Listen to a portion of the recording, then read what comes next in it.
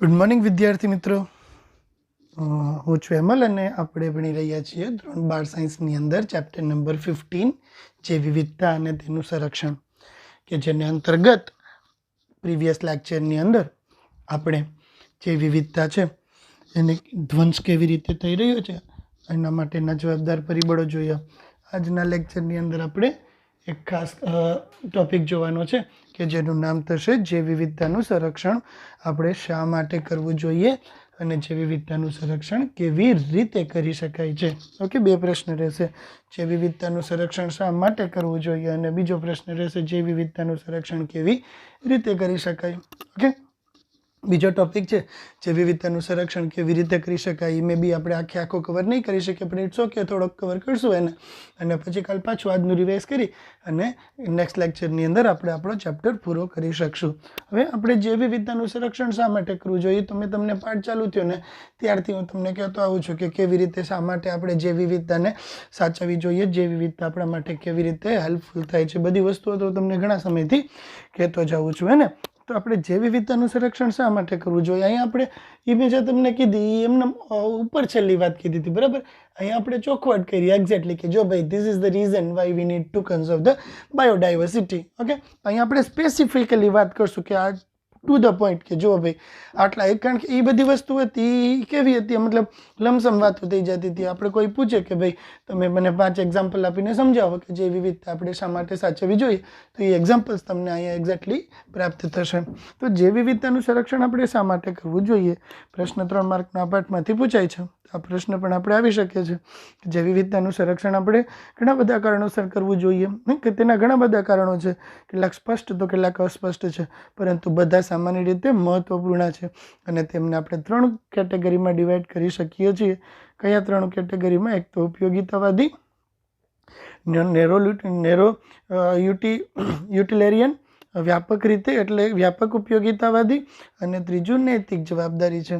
એક તો નાના લેવલ ઉપર આપણે ઉપયોગી છે એટલા માટે એનું સંવર્ધન કરવું જોઈએ. લાઈક આંબાનું ઝાડ છે, તેમાંથી આપણે કેરી મળે છે, તો કેરી આપણે મળી, રાઈટ, તો એ વ્યક્તિગત આપણે પોતાને લાભ થયો, તો એ સ્મોલ સ્કેલ ઉપર નેરો સ્કેલ ઉપર ઉપયોગિતાવાદી થયું. બીજું આપણે વ્યાપક રીતે વાત કરીએ તો વૃક્ષો જો હશે તો કાર્બન ડાયોક્સાઇડનું પ્રમાણ ઘટશે અને ગ્રીન હાઉસ અસર ઘટશે, વ્યાપકવાદી થઈ ગયું, રાઈટ ને. ત્રીજું એથિકલ, નૈતિક ફરજ છે. આપણી એક સરસ એક્ઝામ્પલ છે કે ભાઈ આપણી પછીની પેઢી માટે આપણે આનાથી સારું પર્યાવરણ જો ના આપી શકીએ તો કાંઈ નહીં પણ એટલીસ્ટ જેવું આજે અવેલેબલ છે ને એવું પર્યાવરણ તો આપણે આપણી પછીની પેઢીને આપીને જ જવું જોઈએ. તો આ થઈ ગયું વ્યાપકવાદી, સોરી નૈતિક. એથિક આપણી જવાબદારી છે ને, આપણી ફરજ છે ને, આપણી નૈતિક જવાબદારી કહેવાય. લાઈક અત્યારે કેમ ઉનાળો છે તો ઉનાળાની અંદર પક્ષીઓ માટે પાણી રાખી શકાય છે. અત્યારે લોકડાઉનની પરિસ્થિતિ છે તો પાલતુ પ્રાણીઓ છે એના માટે ખોરાક આપણે રાખી શકીએ છીએ. પાલતુ પ્રાણીઓ કરતાં આપણા શરીરની અંદર જે ગાયો હોય, શરીરની અંદર કૂતરા ફરતા હોય તો એને કંઈક ખાવાનું આપી શકીએ છીએ, એને પાણી આપી શકીએ છીએ. આપણી નૈતિક ફરજ એ વસ્તુ એમ, રાઈટ. તો આમ આપણે 3 લેવલ ઉપર ઉપયોગી નીવડે છે. તેમાંથી સૌથી પહેલાં આપણે પહેલા લેવલ ઉપર વાત કરીએ, સંક્ષિપ્ત લેવલ ઉપર, એકદમ નેરો સ્કેલ ઉપર આપણે વાત કરીએ. નેરો સ્કેલ ઉપર કેનો ઉપયોગ થઈ છે? મનુષ્ય આપણે છે ને પ્રકૃતિમાંથી જે ડાયરેક્ટ લાભ મેળવે ને એને આપણે સ્મોલ સ્કેલ ઉપર ઉપયોગિતા કહીએ છીએ. જેમ કે આપણે ખોરાક મેળવીએ, ખોરાક તરીકે ધાન્ય એટલે કે સિરિયલ્સ, કઠોળ એટલે કે પલ્સીસ અને ફ્રૂટ્સ મેળવીએ છીએ, રાઈટ. બળતણ મેળવીએ છીએ, ટિમ્બર્સ, ફાયરવુડ, પછી રેસા મેળવીએ છીએ, ફાઇબર્સ, બાંધકામ માટેની સામગ્રી મેળવીએ છીએ, ઔદ્યોગિક ઉત્પાદનો મેળવીએ છીએ જેવા કે ટેનિન, ઊંજણ, રંગકો, રાડ, અત્તર, ઔષધીય રીતે પણ ઘણા બધા મહત્વના છે. તો આ બધી વસ્તુ કે જે આપણે ડાયરેક્ટલી જે વનસ્પતિમાંથી આપણે સીધી મેળવીને એને આપણે ઉપયોગિતાવાદી, એનું સંરક્ષણ કરવા પાછળનું ઉપયોગિતાવાદી કારણ કહી શકીએ છીએ, રાઈટ કે નહીં. જેમ કે ખોરાક આપણે મેળવ્યો, ખોરાક તરીકે શું મેળવ્યું? ધાન્ય મેળવ્યા, કઠોળ મેળવ્યા, ફળ મેળવ્યા, બળતણ માટેનું લાકડું મેળવ્યું, રેસા મેળવ્યા, આપણે બાંધકામ માટેની સામગ્રી, ઘણી બધી બાંધકામ માટેની સામગ્રી છે એ આપણે એમાંથી જ મેળવીએ. લાઈક એક એક્ઝામ્પલ આપું તમને, તો આપણે છત બનાવી છે, તો છત બનાવતી વખતે આપણે શું કરીએ છીએ, ઓલા મેટલ હોય ને એના પ્લેટ જેવી વસ્તુ હોય એને આપણે ગોઠવીએ અને એ મેટલની પ્લેટ જે આપણે ગોઠવી એનું જમીન સાથેનો સપોર્ટ કોના દ્વારા આપણે આપીએ છીએ? બાંબુ ટ્રી દ્વારા આપીએ છીએ, અને વાંસ દ્વારા એને આપણે સપોર્ટ આપીએ છીએ. તો થઈ ગયું બાંધકામની સામગ્રી માટે એનો ઉપયોગ. પછી બારીઓ બનાવવા માટે પણ આપણે લાકડાનો યુઝ કરીએ છીએ. તો બાંધકામની સામગ્રી માટે વાપરીએ છીએ આપણે. ઔદ્યોગિક ઉત્પાદનો એમાંથી મેળવીએ છીએ, જેવા કે ટેનિન, બરાબર.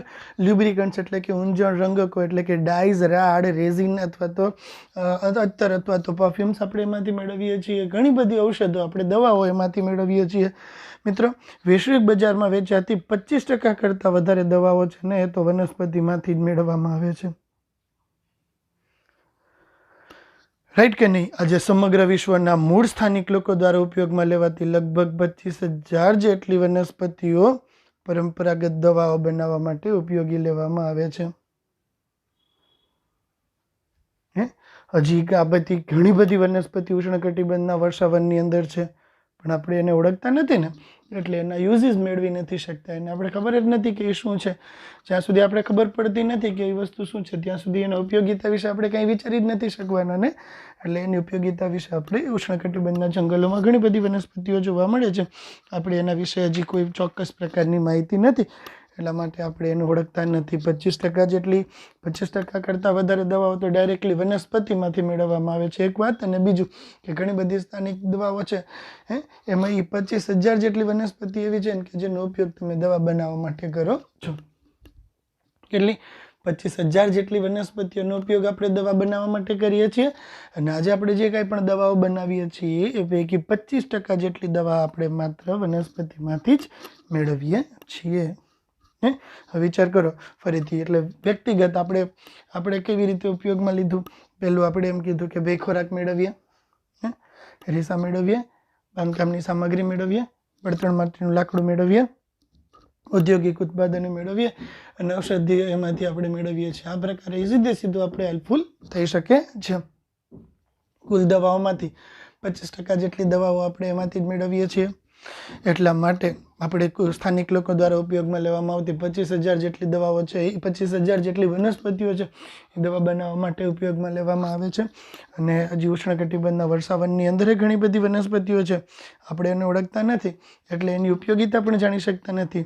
જો સ્ત્રોતોના વધારા સાથે જૈવિક શોધખોળ કરવામાં આવશે તો સમૃદ્ધ જૈવ વિવિધતા ધરાવતા રાષ્ટ્રોને વધુ લાભ થવાની અપેક્ષા રાખી શકે છે. ને જે વિવિધતા જેની પાસે વધારે હશે, સ્વાભાવિક છે કે જે વિવિધતા જેની પાસે વધારે હશે એને આ પ્રકારનો આર્થિક લાભ પણ વધારે થશે. ને તો આથી આપણે વ્યક્તિગત લેવલ ઉપર કેવી રીતે આપણે ઉપયોગમાં લઈએ છીએ, જે વિવિધતાને વ્યક્તિગત લેવલ ઉપર કેવી રીતે ઉપયોગમાં લઈએ છીએ. હવે ઉપયોગિતાવાદી દલીલો છે. વ્યાપક ઉપયોગિતાવાદી દલીલ છે. વ્યાપક ઉપયોગિતાવાદી દલીલ બહુ સરસ એક એક્ઝામ્પલ આપીને સમજાવ્યું છે તમને. હું જોજો કે હોસ્પિટલની અંદર કોઈ માણસ, અત્યારે કોરોના વાયરસના લીધે આપણે બધાય લોકડાઉન થઈ અને ઘરમાં બેસી ગયા છીએ, ને તો અત્યારે કોઈક દિવસ કોઈ માણસ હોય એ વેન્ટિલેટર એને કૃત્રિમ શ્વાસોશ્વાસ તરીકે ઓળખીએ છીએ, અથવા તો જવા દો ને, વેન્ટિલેટર પર આપણે નથી રાખવા. એ માણસને તમે ખાલી ઓક્સિજનના બાટલા ઉપર રાખેલો હોય છે. ઘણી વખત શ્વાસોશ્વાસમાં પ્રોબ્લેમ આવતો હોય તો એને ઓક્સિજનના બાટલા આપવામાં આવતા હોય છે.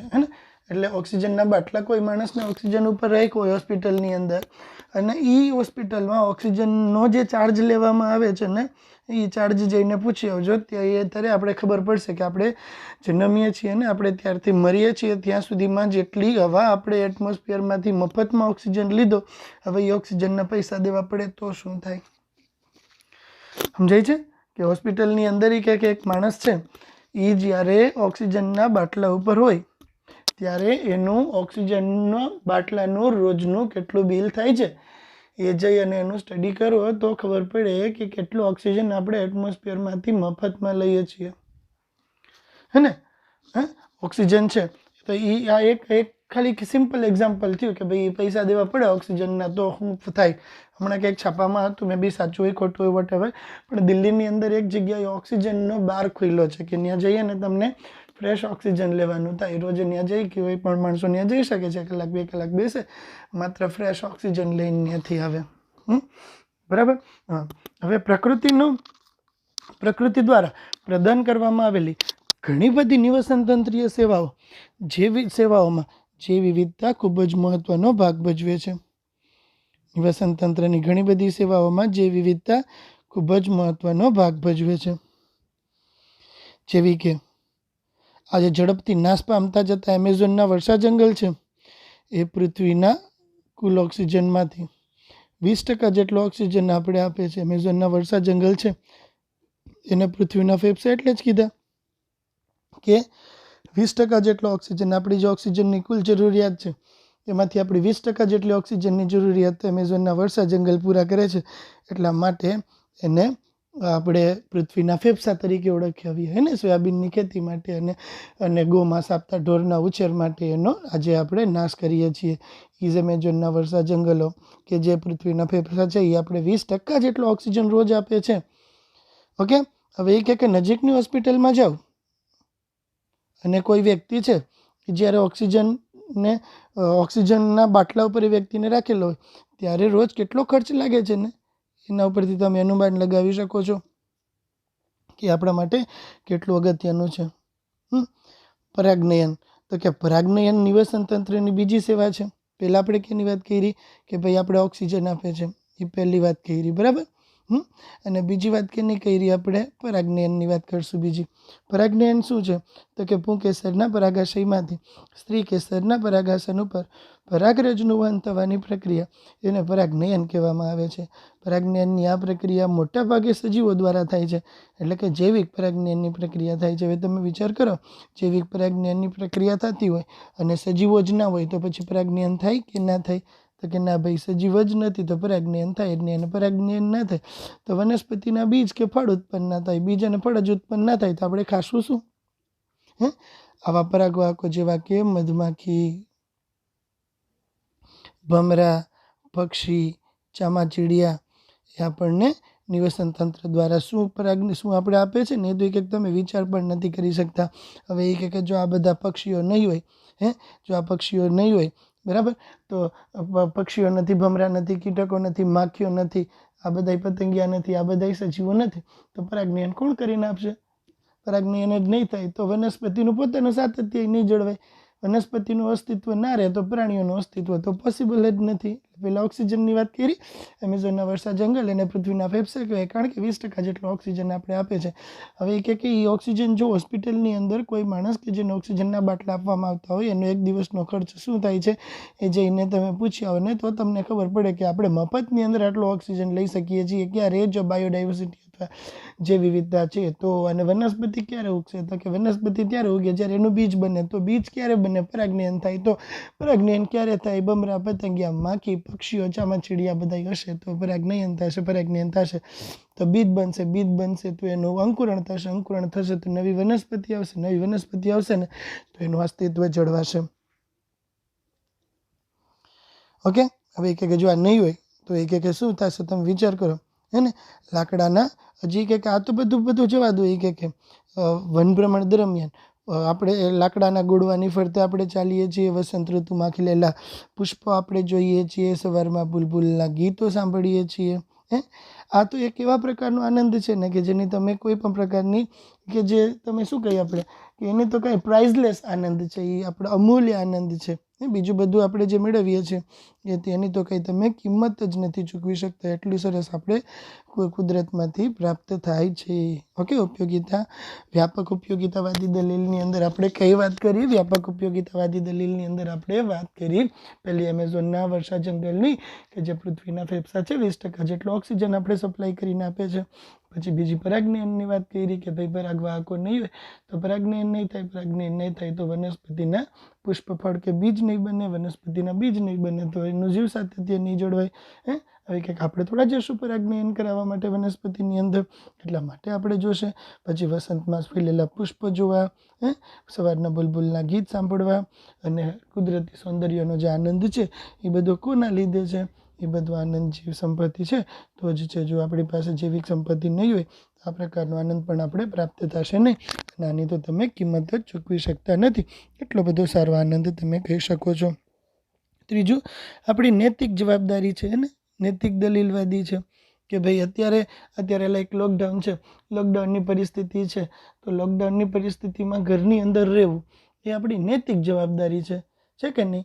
કારણ કે એનાથી જો આપણે રોગગ્રસ્ત છીએ તો સ્વાભાવિક છે કે આપણે બધાથી દૂર જ રહેવું જોઈએ. બધાથી દૂર રહેવું આપણી નૈતિક જવાબદારી છે. બરાબર. પૃથ્વી ઉપર રહેલી આવી ઘણી બધી વનસ્પતિઓ, પ્રાણીઓ અને સૂક્ષ્મ જીવોની લાખો જાતિઓની સાથે આપણે આજે રહીએ છીએ. દાર્શનિક અને આધ્યાત્મિક રીતે આપણે સમજવી જરૂરી છે કે દરેક જાતિનું પોતાનું મૂલ્ય છે જ. દરેક જાતિ પોતાનું આગવું અસ્તિત્વ ધરાવે છે. પછી ભલે તેનું આપણા માટે કે પછી વર્તમાન સમયમાં તેનું કોઈ આર્થિક મૂલ્ય ના હોય, હે ને કે નહીં. કે અત્યારે આપણે કીધું કે ભાઈ મચ્છર છે એ આપણે નથી ગમતા, ફાઇન, હે, મચ્છર ભલે આપણે નથી ગમતા, પણ આપણે એમ ના કહીએ કે મચ્છરનું કાંઈ કિંમત જ નથી. નિકોલોજી, આપણી જે નિવસન તંત્ર છે એની અંદર કાંઈક ને કાંઈક કાર્ય મચ્છરે કરતું હશે ને, હે ને. તો કોઈ પણ સજીવ છે, કુદરતની અંદર આવેલું કોઈ પણ સજીવ છે, એ કોઈ પણ સજીવ વેસ્ટ નથી. દરેક સજીવ પોતપોતાની રીતે પોતપોતાનું આગવું મહત્ત્વ દર્શાવે જ છે. અને આપણે એ પણ સમજવું જ જોઈએ કે કદાચ આપણા માટે એ વસ્તુ અત્યારે કામની નથી, પણ એનો અર્થ એ નથી કે એ વસ્તુ નિવસન તંત્ર માટે કામની નથી. એને ફર્સ્ટ લેક્ચરમાં તમને કીધું હતું કે ભાઈ વૃક્ષારોહી દેડકા છે આયલા, એ કદાચ કે આપણા માટે અગત્યના નથી, ફાઇન, ઇટ્સ ઓકે. શું ફેર પડે, હોય કે ના હોય? 370 પતંગિયાની જાતમાંથી 70 પતંગિયાની જાત હોય કે ના હોય? આપણે શું ફેર પડે? 1000 કીડીમાંથી 20,000 ટાઈપની કીડીમાંથી 1000 ટાઈપની કીડી લુપ્ત થઈ જાય તો એનાથી આપણે શું ફેર પડે? નો ડાઉટ આપણે કાંઈ ફેર પડતો નથી, વ્યક્તિગત રીતે ફેર પડતો નથી. પણ ઓલો રિવેટ પાપડ સિદ્ધાંત આપણે જોયો ને કે બધી જાતિઓ આવતી જશે અને લુપ્ત થતી જશે, તો એક પરિસ્થિતિ એવી આવશે કે જ્યારે ઓલા, યાદ આવે છે ઓલા પ્લેન છે એની પાક સાથે સંકળાયેલી જાતો જો લુપ્ત થઈ જાય ને તો પૃથ્વી સજીવો માટે રહેવા જેવી રહેશે નહીં. રાઈટ.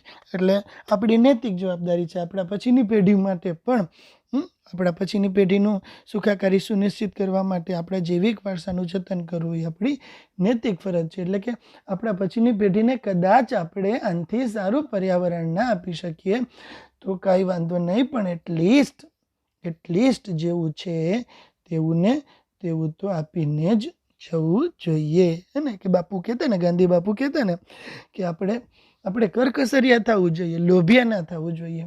જ્યારે જે વસ્તુની જરૂર છે ત્યારે તે વસ્તુનો ઉપયોગ કરવો જોઈએ. અનનેસેસરી વેસ્ટ ના કરો, પણ જરૂર છે ત્યારે અને જરૂર છે એટલો જ ઉપયોગ આપણે કરશું ને તો જ આપણી જે વિવિધતા સચવાશે.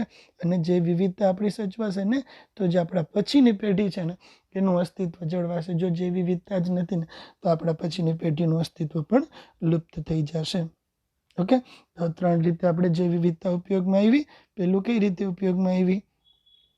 જે વિવિધતાનો પહેલો ઉપયોગ આપણે એમ જોયો કે વ્યક્તિગત રીતે ઉપયોગી છે. કેવી રીતે? ખોરાક લઈએ છીએ, એમાંથી બળતણ લઈએ છીએ, બાંધકામની સામગ્રી લઈએ છીએ, લાખ, રાડ, રેસા, ગુંદર લઈએ છીએ, ઔષધ લઈએ છીએ, બરાબર છે ને. ઔદ્યોગિક સામગ્રીઓ એમાંથી આપણે લઈએ તો કે ફાઇન, ડાયરેક્ટલી યુઝમાં આપણે એને લઈએ. આમ જે વિવિધતા સાચવવી આપણી એક જવાબદારી છે. પછી કેવી રીતે જે વિવિધતાની આપણે જવાબદારી કરી? બીજામાં આપણે કીધું કે ભાઈ વ્યાપક રીતે ઉપયોગી છે. વ્યાપક રીતે શું કામ ઉપયોગી છે? વ્યાપક રીતે એટલા માટે ઉપયોગી છે કે એમેઝોનના વર્ષા જંગલ છે એને પૃથ્વીના ફેફસા કહેવાય, આપણે ઓક્સિજન અપાવે છે. હવે વિચાર કરો કે જો આપણે ઓક્સિજન છે એ વેચાતો બજારમાંથી લેવો પડે તો એના કેટલા પૈસા આપવા પડે, એ કે તમે ખાલી એકવાર આપો તો તમને ખબર પડશે કે જે વિવિધતાની કિંમત શું છે. પછી પરાગનયન કરીને વનસ્પતિને પરાગનયન કરી અને કોણ આપે છે તો કે પરાગનયન કરી અને ઘણા બધા કીટકો, પક્ષીઓ, ચામાચીડિયા આપણે પૂરા પાડે છે. હવે તમે વિચાર કરો કે જો એ બધા નહીં હોય તો પરાગનયન કોણ કરી આપશે? પરાગનયન કોણ નહીં કરી આપે? કોઈ નહીં કરીને આપે તો વનસ્પતિનું અસ્તિત્વ જળવાશે નહીં. પછી આપણી નૈતિક જવાબદારી છે ને કે ભાઈ વનસ્પતિ, પ્રાણીઓ, સૂક્ષ્મ જીવોની લાખો જાતિઓ સાથે આપણે રહીએ છીએ. અત્યારે મે બી આપણા માટે એનું કોઈ મહત્ત્વ નથી, અત્યારે હાલની પરિસ્થિતિમાં કે એનું કોઈ આર્થિક મહત્ત્વ નથી, પણ એનું પોતાનું કોઈ મહત્ત્વ નથી એવું આપણે કહી શકતા નથી. કારણ કે નિવસન તંત્રની અંદર દરેક સજીવ હોય ને એ કોઈક ને કોઈક કાર્ય સાથે તો ચોક્કસ ને ચોક્કસ સંકળાયેલું જ રહે છે. બરાબર ને. નિવસન તંત્રની અંદર વસ્તુ દરેક સજીવ છે એ કોઈ ને કોઈ ચોક્કસ કાર્ય સાથે તો સંકળાયેલું જ છે. એટલે એનું આર્થિક મહત્ત્વ તો છે જ નથી એમ આપણે કહી શકતા નથી. ઓકે. તો આ થઈ આપણે જે વિવિધતાનું સંરક્ષણ કરવા માટેના ઓથેન્ટિક મુદ્દાઓ. હવે આપણે જોઈએ કે ભાઈ ક્યારને આપણે કહીએ છીએ જૈવ વિવિધતા સાચવવી જોઈએ, જૈવ વિવિધતા સાચવવી જોઈએ, પણ એ જૈવ વિવિધતાને કેવી રીતે સાચવી શકાય એ અંગેનો ટોપિક આપણે અહીંયા હવે જોવાનું થાય.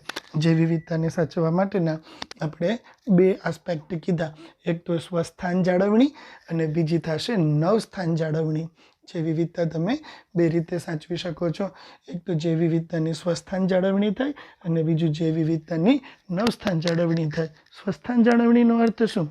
સજીવ જ્યાં રહે છે ને ત્યાં જ એના કુદરતી વસવાટમાં એને સાચવીએ ને એને સ્વસ્થાન જાળવણી કહેવામાં આવે છે. સજીવ જે વસવાટમાં રહે છે તેને તે જ વસવાટમાં, એના કુદરતી વસવાટમાં ન્યાં તમે એને સાચવો છો ને તો એને સ્વસ્થાન જાળવણી કહેવામાં આવે છે. અને નવસ્થાન જાળવણી એટલે શું? તો કે એક એવો અભિગમ છે કે જેને અંતર્ગત પોતાના કુદરતી વસવાટને સમકક્ષ એવા નવા વસવાટની અંદર આપણે સજીવને સાચવીએ ને તો એને એની નવસ્થાન જાળવણી કહીએ છીએ. સ્વસ્થાન જાળવણી સજીવ જ્યાં છે ત્યાં આપણે એને સાચવી લઈએ. સ્વસ્થાન જાળવણી. નવસ્થાન જાળવણી સજીવની એવી જાળવણી કે જે પોતાના કુદરતી વસવાટની બહારની બાજુએ પણ એને સમકક્ષ વસવાટની અંદર આપણે સાચવીએ ને તો એને નવસ્થાન જાળવણી કહીએ છીએ. એને અત્યારે સોનું હોય આપણા ઘરની અંદર, ઘણા બધા ગોલ્ડ હોતું હશે, તો આ ગોલ્ડ છે એનો આપણે વાપરવાનો જે રૂટીનમાં યુઝ કરતા હોય એ બધું ગોલ્ડ આપણા ઘરે કબાટની અંદર પડ્યું હોય હે ને, તો આપણા ઘરે કબાટની અંદર સાચવેલું સોનું એટલે સ્વસ્થાન જાળવણી હે. પણ એ જ સોનાને આપણે બેંકમાં લોકરમાં મૂકી આવીએ તો એને નવસ્થાન જાળવણી કહેવાય. સમજાય છે? કોઈ પણ પ્રાણી જે જગ્યાએ રહે છે, ગીરની અંદર આપણે સિંહને રાખીએ છીએ તો ગીરમાં જે સિંહ આપણે સાચવ્યા ને એને સ્વસ્થાન જાળવણી કહેવાય. ગીરમાં સાચવેલા સિંહ એટલે શું? સ્વસ્થાન જાળવણી. પણ એ જ સિંહને આપણે શક્કરબાગની અંદર મૂકી દઈએ તો નવસ્થાન જાળવણી. એ જ સિંહને આપણે પ્રદ્યુમન પાર્કમાં મૂકી દઈએ તો નવસ્થાન જાળવણી. સજીવ જ્યાં છે ત્યાં જઈને કુદરતી વસવાટમાં એની જે જાળવણી થાય એને સ્વસ્થાન જાળવણી કહેવામાં આવે છે. અને સજીવની એવી જાળવણી કે જે તેના કુદરતી વસવાટની બહારની બાજુએ કુદરતી વસવાટને સમકક્ષ હોઈને એવા નવા વસવાટની અંદર કરવામાં આવે તો તેને નવસ્થાન જાળવણી કહેવામાં આવે છે. સમજો? એવી જાળવણી કે જે સજીવના કુદરતી વસવાટમાં થાય સ્વસ્થાન જાળવણી. સજીવની એવી જાળવણી કે જે એના કુદરતી વસવાટને સમકક્ષ એવા નવા વસવાટની અંદર થાય તો એને નવસ્થાન જાળવણી કહેવામાં આવે છે. પોતાના કુદરતી વસવાટમાં થતી સજીવની જાળવણી સ્વસ્થાન જાળવણી. પોતાના કુદરતી વસવાટની બહારની બાજુએ નવા વસવાટમાં થતી સજીવની જાળવણી તો એને નવસ્થાન જાળવણી કહેવામાં આવે છે. એક ઇન સિટુ અને બીજું થશે એક્સ સિટુ.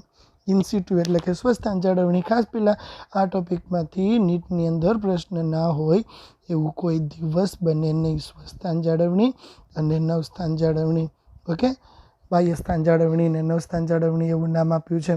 એટલે આપણે એમ કહીએ ને કે આ પેજમાંથી 100% કોઈ પણ માણસ પેપર કાઢે તો સ્વસ્થાન જાળવણી અને નવસ્થાન જાળવણીમાંથી પ્રશ્ન પૂછે જ. ઓકે, એટલે ગમે ત્યાંથી ગમે એ લીટી આ ટોપિકની અંદરથી કોઈ આપણે પૂછે ને તોય આવડવી જોઈએ એટલું આપણે આ ટોપિક રિવાઇઝ કરવાનો છે. તો સ્વસ્થાન જાળવણી સજીવની એક એવા પ્રકારની જાળવણી છે કે જે તેના કુદરતી વસવાટની અંદર કરવામાં આવે છે. એક્ઝામ્પલ સમજાણું ને કે ગીરની અંદર આપણે સિંહને સાચવ્યા તો એને કેવી જાળવણી કહેવાય? સ્વસ્થાન જાળવણી કહેવાય. સ્વસ્થાન જાળવણી આઈડિયલી તમે કેવી રીતે કરી શકો છો? તો કે કોઈ પણ વિસ્તાર હોય ને એને આરક્ષિત ઘોષિત કરી દો કે આગળ તમે અભયારણ્ય કે રાષ્ટ્રીય ઉદ્યાન બનાવી નાખો. જો સ્વસ્થાન જાળવણીમાં આપણે કંઈ નથી કરતા, આપણે ખાલી એ વિસ્તારને પ્રોટેક્ટેડ ઘોષિત કરી દઈએ છીએ કે ભાઈ આ વિસ્તાર છે એ પ્રોટેક્ટેડ એરિયા, એ અભયારણ્ય કે પછી રાષ્ટ્રીય ઉદ્યાન છે, એને રાષ્ટ્રીય ઉદ્યાન અથવા અભયારણ્ય તરીકે આપણે ઘોષિત કરી દીધું. થઈ ગયું સ્વસ્થાન જાળવણી. ત્યાં આપણે સજીવોને સાચવી લીધા. સ્વસ્થાન જાળવણી થઈ ગઈ. અને નવસ્થાન જાળવણી એટલે શું? સજીવોની એક એવા પ્રકારની જાળવણી કે જે તેના કુદરતી વસવાટ હોય ને એની બહારની બાજુએ નવા વસવાટમાં એના કુદરતી વસવાટમાં જે કાંઈ પણ એને ફેસિલિટીઝ આપવાની થતી હોય ને એ બધી ફેસિલિટીઝ તમે એના બહારની સાઈડમાં કુદરતી વસવાટની અંદર પણ આપો છો તો આવી જાળવણીને નવસ્થાન જાળવણી કહેવામાં આવે છે.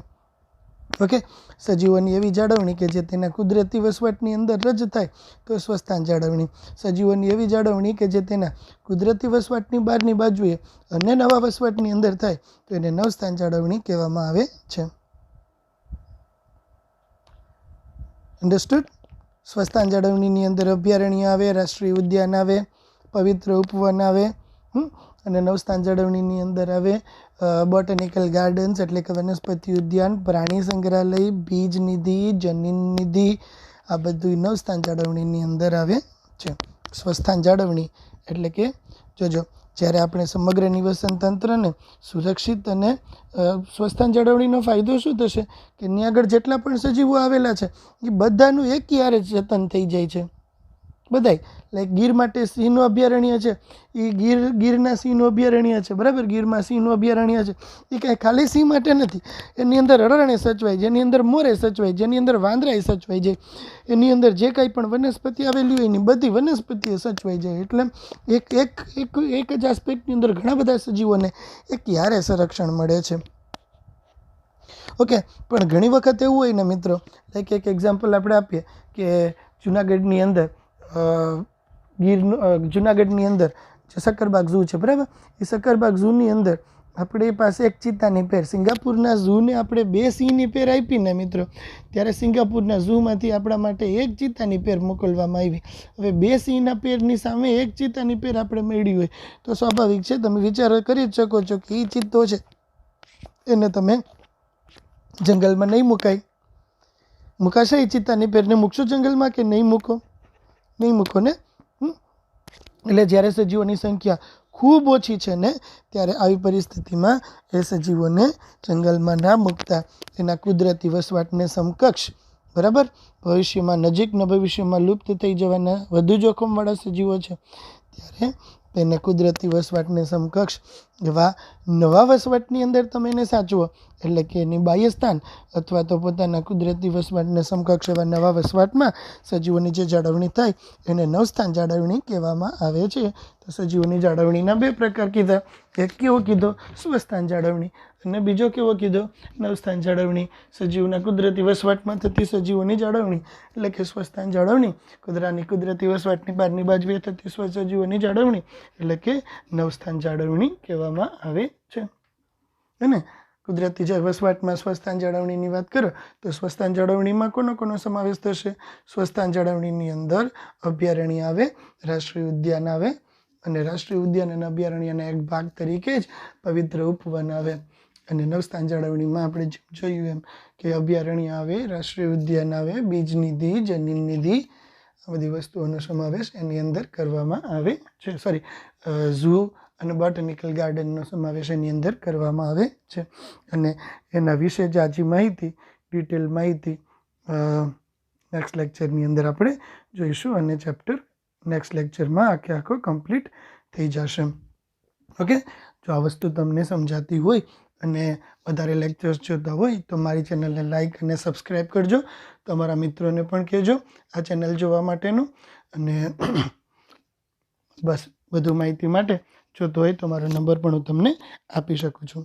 ઓકે, ચાલો, good day, good bye and have a nice time.